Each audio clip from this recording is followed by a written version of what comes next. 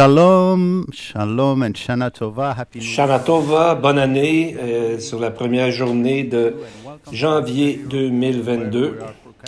La raison pourquoi que nous ne sommes pas à l'église ce matin, c'est à cause du virus Omicron et que le gouvernement a mis des mesures encore plus sévères qu'avant. Et donc, dans les églises aussi, il y a des mesures plus grandes et une fermeture temporaire des églises, entre autres des places publiques.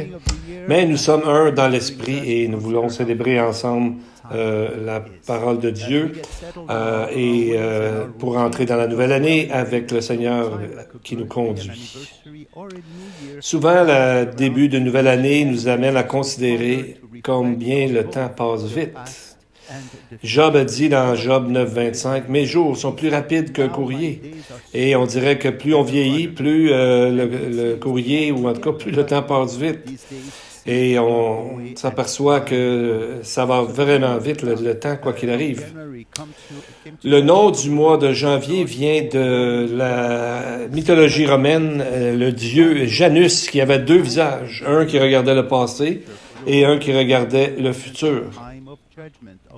Et pour les Romains, janvier représentait un temps de jugement, de décision, parce que cette idole à deux faces montrait leur valeur et comment ils pouvaient entrer dans la nouvelle année et changer leur façon de faire. Mais nous, on n'a pas besoin de Janus. Nous avons Jésus qui prend soin de notre passé, de notre présent et nous emmène toujours à de nouveaux sommets, de nouveaux seuils dans notre vie, de nouveaux changements, des nouvelles aventures. Et il n'y a rien de mieux que de commencer une nouvelle année en dédiant nos vies au Seigneur et de considérant notre gloire future qui nous a préparés pour ceux qui ont bien voulu croire en lui et qui l'ont fait Seigneur de leur vie. Et on entre un peu comme dans le Saint des Saints des Évangiles, dans une prière que Jésus lui-même a priée. Donc, on pourrait l'appeler une prière remplie de grâce complètement. Et on voit ici que la prière du Fils envers le Père, c'est Jésus lui-même qui prie. Et ce qui est vraiment intéressant ici dans cette prière, c'est qu'il n'y a pas, si cette prière était dite à haute voix, cette prière était dite à haute voix afin que les disciples, autant que nous, puissent l'entendre et l'étudier et le lire, parce que c'est un témoignage de l'amour de Dieu et de son engagement envers nous. Et c'est aussi un texte qui nous montre de grandes promesses qui sont déjà dans la parole de Dieu, dans le chapitre 17 de l'Évangile de Jean. Bien sûr, comme est notre tradition à l'Église, nous allons prier pour nos enfants. Donc, amenez des enfants près de vous, mettez vos mains sur vos jeunes enfants et prions pour eux, pour nos enfants. Shema Yisrael Adonai Eloheinu Adonai Echad Baruch Shem Kevod Malchuto Le'olam Va'ed. Blessed be his name whose glorious kingdom is coming and is forever and ever.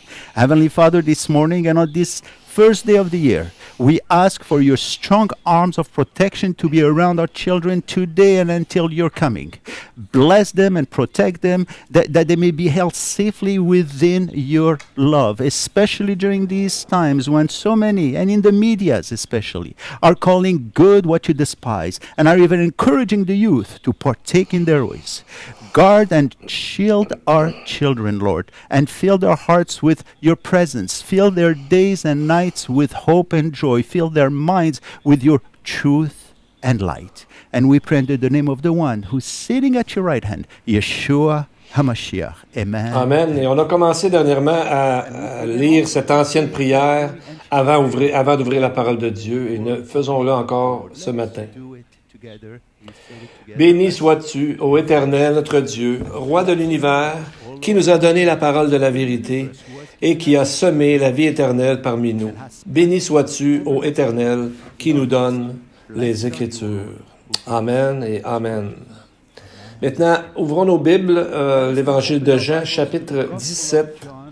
Jean, en hébreu, c'est Yohanan, qui veut dire grâce. Et ce livre, et spécialement ce chapitre, nous amène de grâce en grâce, plus loin encore avec le Seigneur. Cette prière de Jésus que nous allons regarder vient juste avant son arrestation, son jugement et sa crucifixion. Mais là, son principal intérêt n'était pas au sujet de sa souffrance et de sa douleur, mais il prie pour les disciples. Ses pensées sont pour les disciples et avant de les laisser, et donc il les donne, il les remplit de promesses et de bénédictions. Et on voit ici comment Jésus parle à son Père et comment il parle de nous. Il dit au verset 20, « Ce n'est pas pour eux seulement que je prie, mais encore pour ceux qui croiront en moi par leur parole. » Donc cette prière est adressée à tous ceux et celles qui vont croire en lui à cause de la parole. Ici, la parole est au singulier. Le mot en grec est le logos, montrant que sa parole est une seule chose ensemble. Et c'est la parole inspirée de Dieu qui s'adresse à tous les croyants, ceux qui croient dans les Écritures en tant que la parole inspirée de Dieu. Et on voit cette prière est le résultat de l'amour, de son grand intérêt pour Jésus envers ses disciples dans ce monde et jusqu'à maintenant. Tout ça commence dans la chambre haute à la dernière Pâque, lorsque Jésus a pris sa dernière Pâque au chapitre 13. La section de chapitre 13 à 17 est arrivée dans une seule soirée. Et Jésus, on voit qu'il fait cette prière. On pourrait même dire que cette prière commence dans le chapitre 10 de l'Évangile de Jean. Bien, nous allons regarder quelques éléments de cette prière. Que Jésus, avant de retourner là où il était, le verset 1, voici comment le texte commence. Avant la fête de Pâques, Jésus, sachant que son heure était venue de passer de ce monde au Père, et ayant aimé les siens, mit le comble à son amour pour eux. Donc, on voit que c'est le mot le comble, c'est complètement, totalement, même jusque dans l'éternité. C'est un peu comme quand on parlait de Moïse qui voyait Dieu face à face, où il parlait à Dieu de bouche à bouche. Le mot ici, c'est panim al panim. Donc, la même façon, la même intimité que Moïse avait avec Dieu. Et voici ce que Jésus nous dit au verset 14. Il nous dit, versets 2 et 3, chapitre 14, pardon, versets 2 et 3. « Il y a plusieurs demeures dans la maison de mon Père. Je vais vous préparer une place. Je reviendrai, je vous prendrai avec moi, afin que là où je suis, vous y soyez aussi. » Donc, c'est ce que Jésus est en train de faire à ce moment-ci. Il nous prépare une place. Et on voit même s'il est physiquement absent, il nous dit une grande promesse au verset 13, chapitre 14 toujours. « Tout ce que vous demanderez en mon nom, je le ferai. » Il nous montre comment puissante est la prière et comment loin cela peut nous amener. Encore plus, au verset 17, il dit « L'Esprit de vérité, vous le connaissez, car il demeure avec vous et il sera en vous. » Donc, le Ruach Kodesh, c'est l'Esprit Saint. L'Hébreu appelle ça, en hébreu, le Ruach Kodesh. Sa présence sera avec eux et avec nous jusqu'à la fin des temps, Jésus nous a dit. Donc, Jésus est vraiment présent chaque jour avec le croyant. Donc, c'est comme si lui, quand il dit qu'il est la vigne et que nous sommes les branches et les sarments et tout ça, c'est comme s'il nous disait que nos racines ne sont pas en bas sur la terre, mais sont en haut dans le ciel parce que nous sommes en lui. C'est ce qu'il dit au verset 7.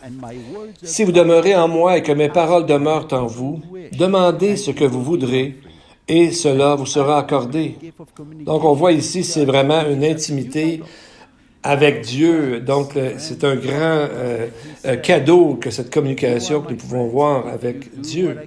En plus, il nous appelle des amis. Jean 15, versets 14 et 15. Vous êtes mes amis si vous faites ce que je vous commande. Je vous ai appelé amis parce que je vous ai fait connaître tout ce que j'ai appris de mon Père. En grec, le mot ami, c'est le mot philéin, qui apporte beaucoup plus que notre simple image d'amitié en français. Mais il nous dit que nous sommes son ami. Au chapitre 16, encore, il nous rappelle que même s'il est physiquement loin, il est présent pour toujours. Verset 13 du chapitre 16. Il dit, quand le Consolateur sera venu, l'Esprit de vérité, il vous conduira dans toute la vérité. En arrivant à la fin du chapitre 16, le croyant en Christ vient à comprendre qu'il n'est jamais seul. Il est toujours sous l'ombre du Tout-Puissant. Et ça renforce encore plus l'abondance des bénédictions et des promesses. Et c'est ce qui va nous parler au chapitre 17. C'est un peu comme notre souverain sacrificateur. Il prie comme si toutes les choses avaient déjà été faites et comme si sa mort et sa résurrection et son exaltation étaient déjà dans le passé. Et s'il parle comme ça, c'est parce qu'il est divin. Il est tout-puissant et omniscient. Il est le El Gibor qu'on voit dans le texte d'Ésaïe 9.6 qui est traduit le Dieu puissant et aussi le Père éternel dans le même texte. Il est aussi Dieu qui a pris une forme humaine à Bethléem, comme Michée 5.2 nous a bien dit, pour justement accomplir les Écritures au sujet de sa divinité. Lisons les versets 1 à 5 du chapitre 17 pour voir cette magnifique prière. Après avoir ainsi parlé, Jésus leva les yeux au ciel et dit, « Père, l'heure est venue. Glorifie ton Fils afin que ton Fils te glorifie, selon que tu lui as donné pouvoir sur toute chair, afin qu'il accorde la vie éternelle à tous ceux que tu lui as donnés. Or, la vie éternelle, c'est qu'ils te connaissent, toi, le seul vrai Dieu, et celui que tu as envoyé, Jésus-Christ. Je t'ai glorifié sur la terre, j'ai achevé l'œuvre que tu m'as donnée à faire. Et maintenant, toi, Père, glorifie-moi de toi-même de la gloire que j'avais auprès de toi avant que le monde fût. » Donc, le chapitre commence par les mots « Il leva ses yeux au ciel ». Donc, en faisant ça, il nous amène dans ce grand moment où on peut être témoin de ce moment entre le Père et le Fils. Alors qu'on appelle ce chapitre-là, la prière du Seigneur. Le mot prière n'est jamais dans le texte. C'est à la place le mot parler, le mot déclarer, que Jésus a parlé, déclaré ces choses. Alors, on voit là la force de la puissance de la prière. C'est une conversation avec Dieu. Une conversation, c'est de marche de deux côtés. On parle à Dieu et Dieu nous répond en nous révélant de grandes choses et surtout dans sa parole. Donc, chaque temps de prière, en fait, est une expérience spirituelle unique. Donc, on voit ici Jésus qui parle que son heure est venue, c'est-à-dire l'heure de sa crucifixion et sa résurrection. Et à ce moment-là, il dit qu'il va glorifier Dieu jusqu'au maximum. Le mot « gloire » ici est répété 4 fois dans ces versets. Verset 1, il est à même bientôt de glorifier Dieu sur la croix. Au verset 4, il glorifie Dieu à travers son œuvre et son ministère ici sur la terre. Et au verset 5, il parle d'une gloire qui vient d'avant la création, parce que et c'est là qu'il va retourner où il était avant. Il dit au verset 5, « La gloire que j'avais auprès de toi, Père, avant que le monde fût. » C'est une profonde déclaration montrant sa divinité et l'éternité du Messie. C'est tellement profond et tellement saint et malgré tout ça, on nous donne la possibilité, Dieu nous donne la possibilité de le percevoir. C'est vraiment un privilège. Un peu comme Moïse a dit au sujet des choses mystérieuses. Moïse a dit ceci, « Les choses secrètes appartiennent à Dieu, mais les choses qui sont révélées pour toujours à nous et à nos fils le sont, afin que nous observions toutes les paroles de cette loi. » Donc, si Moïse voyait Dieu face à face, a conclu qu'il y a certains endroits qu'il ne pouvait pas tout comprendre, tout savoir, qu'il laissait ça à Dieu. Encore plus, de notre côté, on devrait agir de la même façon que Moïse. Il y a des choses que Dieu seul connaît et qui ne nous a pas révélées. Mais nous devons nous concentrer sur ce qu'il nous a révélé, et c'est déjà énormément de choses dans notre assiette, si on veut. Donc, l'Esprit nous dit dans 1 Corinthiens 10, 31, par l'apôtre Paul, « Soit donc que vous mangiez, buviez ou fassiez quelque autre chose, faites tout pour la gloire de Dieu. Quelqu'un a dit que le but ultime et principal de l'homme est de glorifier Dieu et de profiter de sa présence pour toute l'éternité. Donc, quand on connaît Dieu, on peut glorifier Dieu encore plus et notre vie devient tellement meilleure. Donc, souvent, lorsqu'on parle de glorifier Dieu, on parle souvent, la Bible fait souvent le lien de la gloire avec la sainteté. Par exemple, on parle de la gloire de Dieu quand nous confessons nos péchés. Rappelez-vous Josué, quand il a parlé à Akan qui avait volé des choses. Il a dit, Josué 7, 19, il a dit, « Mon fils, donne gloire à l'Éternel, le Dieu d'Israël, et rends-lui hommage. » Donc, on voit, même c'est vraiment comme, je te supplie, donne gloire à l'Éternel, afin que tu sois guéri. Lorsqu'on confesse nos péchés, la relation avec le Seigneur est rétablie. Donc, nous glorifions Dieu quand nous marchons avec lui et quand nous reflétons sa présence. Comme Jésus a dit dans Matthieu 5, 16, « Que votre lumière luise ainsi devant les hommes, afin qu'ils voient vos bonnes œuvres et qu'ils glorifient votre Père qui est dans les cieux. » Qu'est-ce que la gloire de Dieu qu'à travers nos bonnes œuvres sont supposées donner comme impact dans la vie des gens? Bien, la gloire de Dieu, c'est la somme totale de tous ses attributs, sa grâce, sa vérité, sa bienveillance, sa bonté, sa miséricorde, sa justice, pour en nommer juste que quelques-uns. Donc, c'est toute une mission qui nous a été donnée. Vous savez, vous connaissez Jean-Sébastien Bach, on dit qu'il était un croyant en Dieu. Il a écrit une fois, « Toute musique ne devrait avoir aucun autre but, ni aucune autre fin que la gloire de Dieu et le rafraîchissement de l'âme. Lorsque cela est oublié, ce n'est pas véritablement de la musique, mais un simple divertissement diabolique. » Il intitulait toujours au début de ses compositions, il marquait « Jesus Juva », qui veut dire « Jésus aide-moi ». Et il finissait ses compositions par les 2-3 lettres SDG, comme Soli Dei Gratia, qui veut dire « À Dieu seul soit la gloire ». Et Dieu a grandement béni son œuvre. Maintenant, si nous retournons au texte de Jean 17, verset 3, nous trouvons une grande définition de la vie éternelle. Regardez comment le verset 3 commence. « Or, la vie éternelle, qu'est-ce que c'est? C'est qu'ils te connaissent, toi, le seul vrai Dieu, et celui que tu as envoyé, Jésus-Christ. » Donc, le résultat de la vie éternelle est de connaître Dieu et son Fils Jésus. Simple, n'est-ce pas? Le mot grec de connaître demande plus que simplement dire « Ouais, Dieu existe ».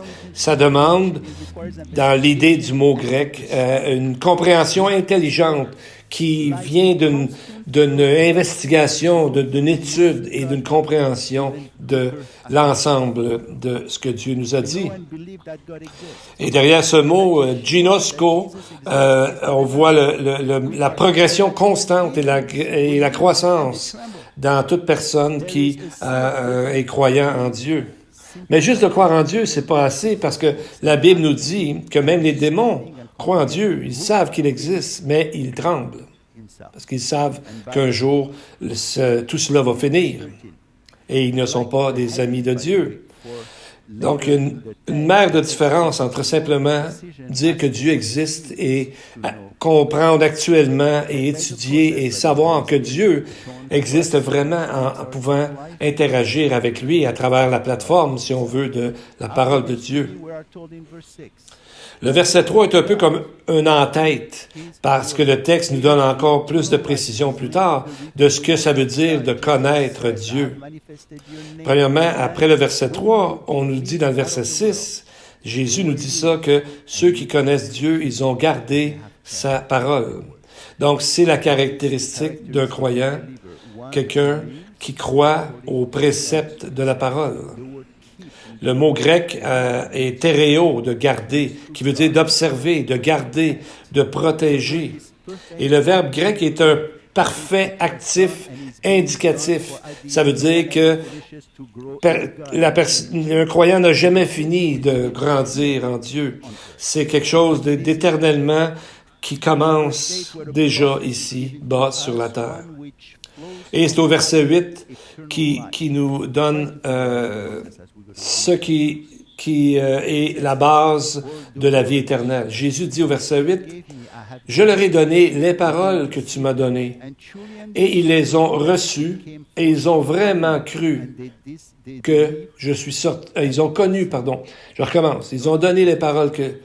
Je leur ai donné les paroles que tu m'as données, et ils les ont reçues, et ils ont vraiment connu que je suis sorti de toi, et ils ont cru que tu m'as envoyé. » Donc, on voit ici la progression.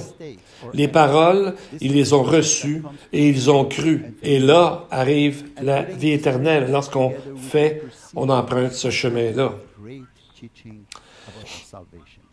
On va voir que le Seigneur Jésus est le chemin vers Dieu.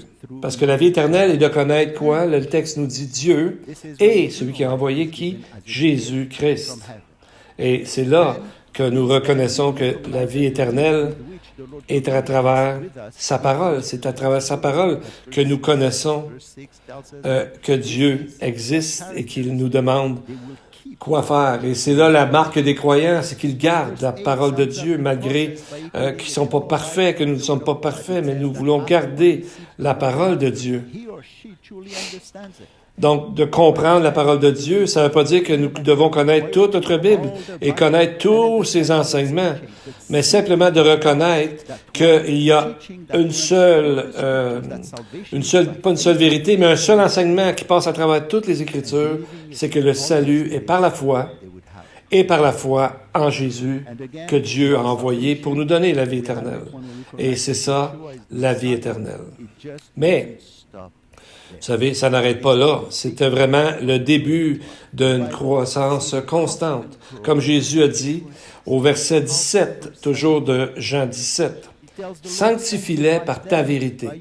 Ta parole est la vérité. » Donc, la parole de Dieu, qui est la vérité, toujours nous purifie et nous sanctifie, nous prépare non seulement pour servir Dieu ici-bas, mais nous prépare pour le ciel. Donc, c'est la vie éternelle, mais si on regarde comme faux, on parle du Fils, du Père, mais où est-ce qu'est l'Esprit Saint dans le chapitre 17 de Jean? Quelqu'un a écrit, c'est curieux que dans la prière du texte de Jean 17, qui concerne le futur de ses disciples, il n'y a aucune mention de l'Esprit Saint, qui sera pourtant un facteur important pour leur futur. Mais même si l'Esprit n'est pas nommé ici par son nom, il est très présent parce que dans l'Évangile de Jean, quand on parle de la vie éternelle, on met ça en égalité, si on veut, ou on met ça toujours avec l'Esprit de Dieu. Rendu au chapitre 17, le lecteur est très bien au courant de l'Esprit Saint et de ce qu'il va faire. Il est mentionné 105 fois dans les premiers 16 chapitres et souvent il est mis en connexion avec le salut. Jean 6, 63 nous dit ceci, « L'Esprit qui donne la vie. » Et Jésus, dans Jean 7, 38, a dit, « Celui qui croit en moi, des fleuves d'eau vive couleront de son sein, comme dit l'Écriture. » Il dit cela de l'Esprit que devaient recevoir ceux qui croiraient en lui. Donc, on voit l'Esprit de Dieu ici est tellement présent. Et après que le Fils est venu pour amener le salut, l'Esprit a été envoyé comme consolateur dans le cœur de chaque croyant pour faire le travail de récréation, de recréer un nouvel individu, mais avec le Saint-Esprit au-dedans de lui. Ainsi est toute personne qui croit vraiment, qui a donné sa vie au Seigneur Jésus. Et il y a quelque chose que Jésus répète souvent dans ce chapitre. Et il dit, « Ceux que tu m'as donnés. » Et cela est répété 10 fois dans ce seul chapitre. 10 étant souvent, comme on dit, le nombre de la perfection ou l'ordre divin, comme les 10 commandements. Et on trouve un ordre similaire ici dans cette prière. Le Père a donné au Fils toutes choses, verset 7. Et Jésus dit que tout ce que tu m'as donné vient de toi. Et quelles sont ces choses? Des hommes pour le salut, que Dieu a donné à Jésus, des hommes pour le salut. Cela est répété 4 fois. Donc, Dieu a donné comme un peu en cadeau à Jésus des hommes, des âmes de ceux qui croient en Dieu. On pense souvent que Jésus est un cadeau pour l'humanité, ou ce qui est vrai aussi, mais ici, on voit que nous sommes un cadeau pour lui. Et une des choses que Dieu a donné à Jésus, c'est le verset 8, les mots qu'il a parlé et qu'il a transmis à travers Jésus. Et tout ça, verset 11-12, son nom lui a été donné à Jésus par son Père. Un peu plus loin, verset 22-24, il dit que sa gloire lui a été donnée par le Père. Verset 22-24, comme on a dit. Donc, on voit qu'ils sont égaux. Ensemble, ils sont érades, ils sont unités, ils sont un. Donc, on voit Jésus ici, c'est lui qui a créé l'univers, la parole nous dit. Il est adoré, il est le « je suis ». Mais ici, dans ce texte, il montre surtout son humilité et sa douceur. Sûrement, voilà l'exemple ultime pour nous d'imiter. Et on peut dire que toute la section commence en fait au chapitre 13, où est-ce que lui, le Créateur des cieux et de la terre, a lavé les pieds des disciples, imaginez-vous, et il leur donne une leçon. Jean 13, verset 13. Vous m'appelez Maître et Seigneur, et vous dites bien car je le suis. Si donc je vous ai lavé les pieds, moi, le Seigneur et le Maître, vous devez aussi vous laver les pieds les uns aux autres. Donc Jésus n'est pas seulement un Seigneur et un enseignant, il est le Seigneur et l'enseignant ultime, particulier, parfait. Donc c'est pas juste un Seigneur ou un enseignant qu'on se courbe devant, mais c'est le Créateur du ciel et de la terre. Donc tout ce que nous devons devrait servir à donner gloire à Dieu. Et on voit qu'il y a un lien ici dans le texte qui est avec la douceur et l'amour de Jésus. Et on voit que c'est l'unité du corps du Messie qui doit tenir d'une seule façon par l'amour qui tient tout en place. Verset 24, Jésus a dit, « Père, je veux que là où je suis, ceux que tu m'as donnés soient aussi avec moi, afin qu'ils voient ma gloire, la gloire que tu m'as donnée, parce que tu m'as aimé avant la fondation du monde. » Voyez-vous comment il met ensemble la gloire de Dieu avec l'amour et l'unité qui existent à l'intérieur même de la divinité. Le désir de Jésus est que nous voyons sa gloire et de là voir comment le Seigneur aime Jésus, même avant la fondation du monde, et il y a un autre texte qui nous dit qu'il nous a même choisi avant la fondation du monde. Il savait avant ceux qui accepteraient le Seigneur dans leur vie. Donc, on voit ici la Trinité de Dieu qui est montrée ici dans sa gloire, parce que là, l'amour demande un partage. L'amour ne peut pas être seul, et c'est peut-être une des meilleures façons de comprendre la Trinité avec le Père, le Fils et l'Esprit Saint qui est toujours présent. Et voyez-vous, ces dernières paroles avant de mourir, au verset 26, juste avant son arrestation, la fin du chapitre 17, il dit « Je leur ai fait connaître ton nom, et je leur ferai connaître, et je le leur ferai connaître, afin que l'amour dont tu m'as aimé soit en eux, et que je sois en eux. » Donc, c'est son désir pour nous aujourd'hui, que l'amour de Dieu, de connaître que Dieu est amour, et d'être comme Dieu, c'est de prouver, d'imiter comment Dieu nous aime et d'imiter ça envers les autres que nous connaissons autour de nous. Donc, on voit ici comment Jésus parle de l'unité parce qu'il veut que la même unité serve de lien entre les croyants, entre eux. On va lire les versets 21 à 23 pour aller un peu plus loin là-dedans. Il dit, « Afin que tous soient un, comme toi, Père, tu es en moi, et comme je suis en toi, afin qu'eux aussi soient un en nous, pour que le monde croie que tu m'as envoyé. Je leur ai donné la gloire que tu m'as donnée, afin qu'ils soient un, comme nous sommes un, moi en eux et toi en moi, afin qu'ils soient parfaitement un, et que le monde connaisse que tu m'as envoyé et que tu les as aimés comme tu m'as aimé. » C'est des mots très précieux. On a besoin de vraiment s'asseoir et méditer ces paroles-là qui sont très profondes. C'est une demande, une supplication, si on veut, très puissante pour l'unité des églises de Dieu, que les gens demeurent unis en Dieu. Et on voit ici l'importance que Jésus met sur ces concepts d'unité, d'amour et de gloire de Dieu. Tout ça va ensemble. Souvent, Jésus dit qu'ils sommes un, comme nous sommes un. Donc, c'est bien important pour lui. Un peu comme le tabernacle que Moïse construit était une copie de ce qui avait été fait au ciel. C'est ce que le texte nous dit. Et dans cette nouvelle dispensation, les croyants deviennent un peu comme une copie de l'unité de Dieu au ciel, pour que le monde voie et reconnaisse que finalement, Dieu a vraiment envoyé Jésus-Christ. Donc, notre vie sert de témoignage à ça. Qu'est-ce que ça veut dire maintenant d'être parfait en unité? C'est un peu comme quand Jésus est mort sur la croix, il a dit en grec « tétélestai », qui veut dire « c'est terminé, tout est accompli », donc tout a été fait. C'est un peu ça qui nous dit que nous pouvons être rendus parfaits dans l'unité.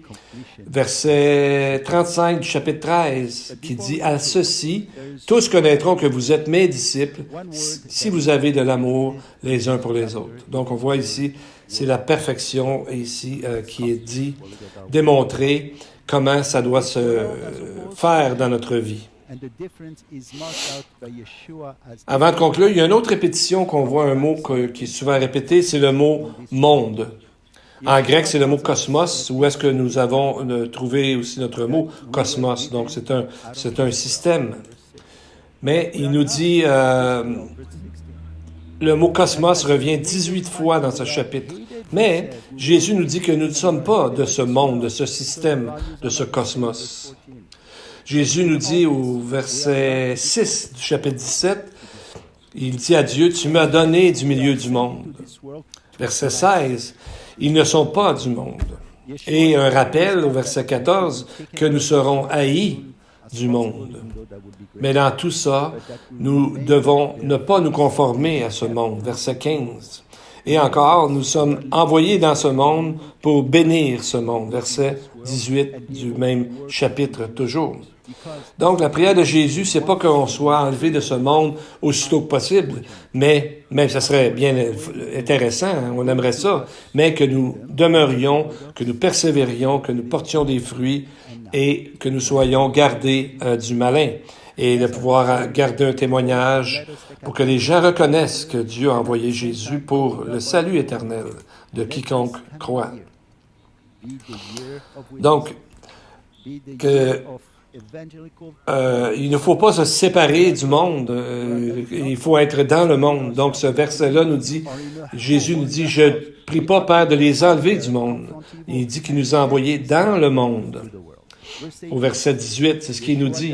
« Comme tu m'as envoyé dans le monde, je les ai aussi envoyés dans le monde. » Donc comme Jésus a été envoyé, lui aussi il nous envoie dans le monde. Et en grec, c'est le mot « apostello », d'où on a dérivé le mot « apôtre », qui veut dire quelqu'un qui vient de. Donc chaque croyant est envoyé. D'une façon ou d'une autre, on a tous une mission, un travail à faire. C'est un monde hostile à la parole de Dieu et à ce que nous croyons, mais nous avons les prières constantes de Jésus sur nous. Donc, on devrait avancer par en avant avec l'assurance que Jésus nous écoute et nous aide dans tout ça. Quelle est l'intention et le but de cette prière? Bien, on voit au verset 13, il dit, « Et maintenant je vais à toi. Je dis ces choses dans le monde, afin qu'ils aient en eux ma joie parfaite. » Toutes ces choses, donc tout ce qu'il a dit jusqu'à maintenant, jusqu'au chapitre 13. Maintenant que Dieu nous a donné la vie éternelle à travers la connaissance de Dieu et du Messie, maintenant qu'il nous a donné sa parole pour protection et notre sanctification, maintenant que nous sommes totalement protégés et nous sommes nous sommes dans le nom de Dieu et de Jésus. Donc toutes ces choses devraient se montrer dans notre vie par une joie profonde, une joie réelle. Parce que l'assurance d'avoir notre destinée éternelle, d'avoir une protection totale de la part de Dieu, pas conditionnelle à ça. Notre salut n'est pas conditionnel. Et donc, Dieu veille sur nous. Le mot joie en grec, c'est le mot qui vient du mot chara, où on a le mot charisme. On peut dire qu'une personne charismatique, c'est quelqu'un que les gens sont attirés pour une raison ou une autre.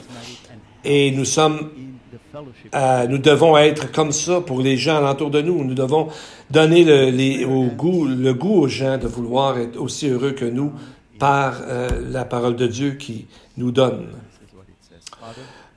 Les versets 24 et 26, où la prière se termine, et c'est très beau. Écoutez ce texte. « Père, je veux que là où je suis, ceux que tu m'as donnés soient aussi avec moi, afin qu'ils voient ma gloire. La gloire que tu m'as donnée, parce que tu m'as aimé avant la fondation du monde. Père juste, le monde ne t'a pas connu, mais moi je t'ai connu, et ceux-ci ont connu que tu m'as envoyé.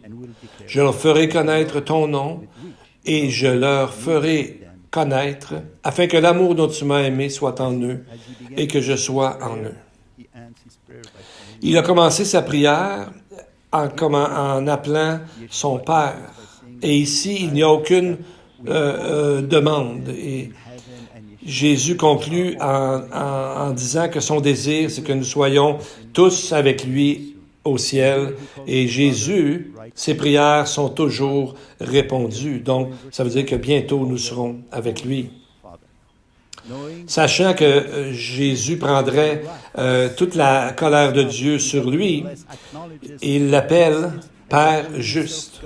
Et au verset 11, il l'appelle Père saint. Donc, en sachant avant même la création du monde qu'il en arriverait là, il appelle son Père le Père juste et le Père saint. Tout de suite après chapitre 17, il est arrêté, crucifié, mais, gloire à Dieu, il est ressuscité et maintenant il est toujours vivant et il est notre souverain sacrificateur au ciel. Quelle grande chance qu'ont les croyants d'avoir un Dieu qui les écoute, qui les protège et qui est toujours là pour nous. Pour conclure, nous allons voir quelques requêtes que Jésus a formulées pour tous les croyants. Verset 11. Que nous soyons un comme Jésus et le Père sont un. C'est fort, ça. Père Saint, garde en ton nom ceux que tu m'as donnés, afin qu'ils soient un comme nous. Wow! Verset 13, deuxièmement, que nous ayons sa joie. Verset 13, il est dit ça. Verset 15, que nous soyons préservés du malin.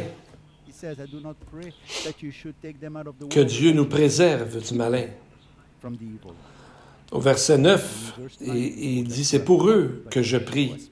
Ça, c'est une pensée à se rappeler tous les jours. Ça va nous aider à garder la joie et l'amour de Dieu. Verset 5, nous sommes tellement bénis. Il demande à Dieu, garde en ton nom. Donc, on voit que nous sommes protégés en son nom.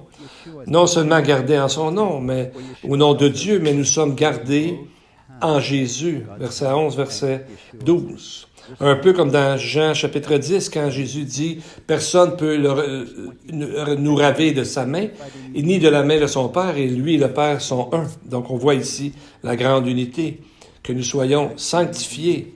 Verset 19, il dit « Je me sanctifie moi-même pour eux, afin qu'eux aussi soient sanctifiés par la vérité. » Verset 23, que nous soyons sanctifiés et en unité pour amener la parole dans ce monde. Maintenant que nous avons vu tout ça, et courbons nos têtes et prions pour donner toute la Our gloire à Heavenly Dieu. Father, you are eternal and unchanging, and your love is completely steadfast and faithful. And this to us, Lord, is so comforting. This morning, our heart praise you, our inmost soul exalt you in your name, for you are good, and your mercy endures forever. We have seen through your word how much you desire the best for us, and how you want us to be one with each other, and especially one with you. Give us the heart to love and to serve as Yeshua did. Bless our heart, and bless all those who have come to hear your word, whether actually all those that are in the air, so to speak. And to all I say, the Lord bless you and keep you. The Lord makes his face shine upon you and be gracious to you. The Lord lift up his countenance upon you and give you peace. Amen and amen.